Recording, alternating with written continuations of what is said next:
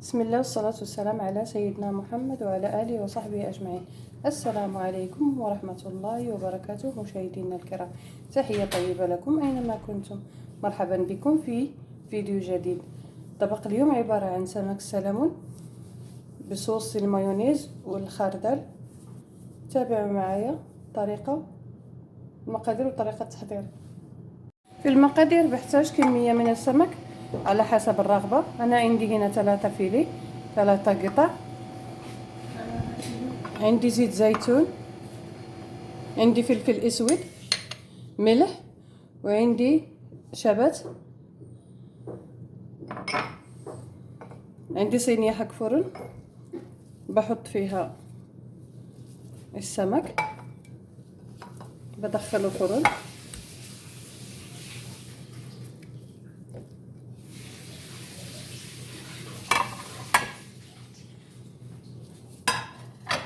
بدهنهم بزيت الزيتون.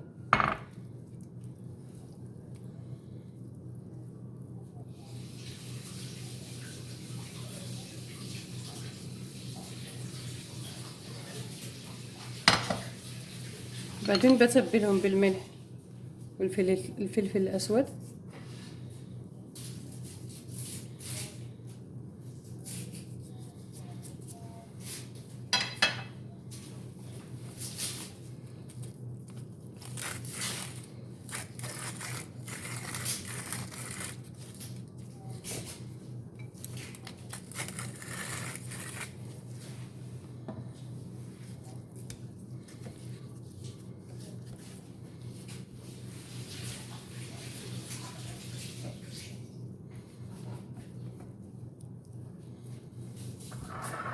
بعدين بحط عليهم الشبت.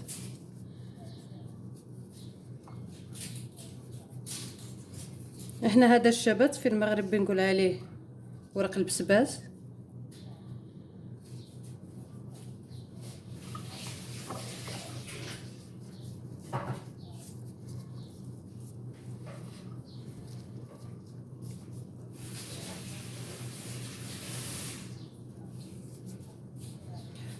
الحين بدخله للفرن على درجة حرارة 200 درجة لمدة 15 دقيقة. بعدين أرجع معاكم.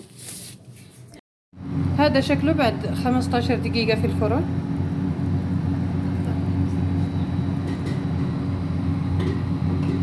بعدين أسوي معاكم الصوص اللي بيتقدم معه. الحين نجهز الصوص اللي بيرافق السمك.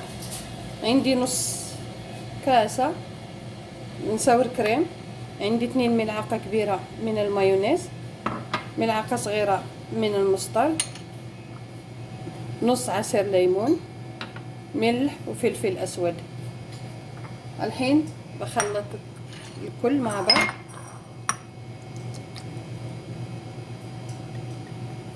بسم الله.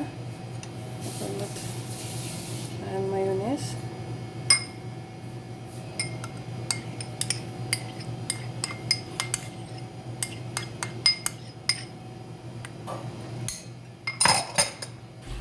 عصير الليمون،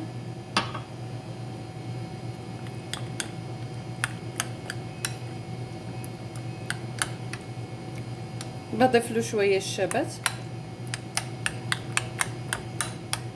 قليل من الشبت او البقدونس. ممكن تضيفوا البقدونس قطعوه نحيف، ممكن تضيفوه، بس عشان سوينا السمك بالشبت الصوص كمان بنضيف له بس القليل، يعني نص ملعقة صغيرة من الشبت. معلش انا ما صورت، بس فكرت بصور. انا ضفت القليل من الشبت. بعدين بضيف الملح،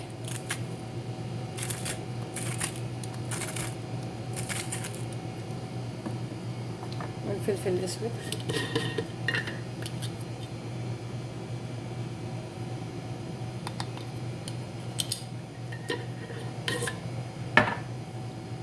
وهذا هو الصوص اللي بيكون مرافق للسمك.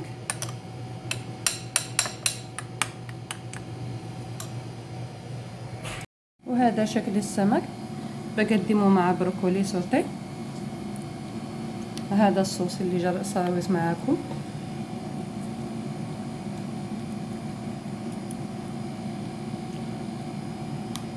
وهذا شكله.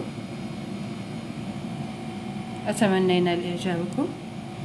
إذا أعجبكم الفيديو لا تنسوا الضغط على زر الجرس ليصلكم كل جديد وتفعيل زر الجرس. دمتم في حفظ الله ورعايته، وإلى فيديو قادم بإذن الله. مع السلامة.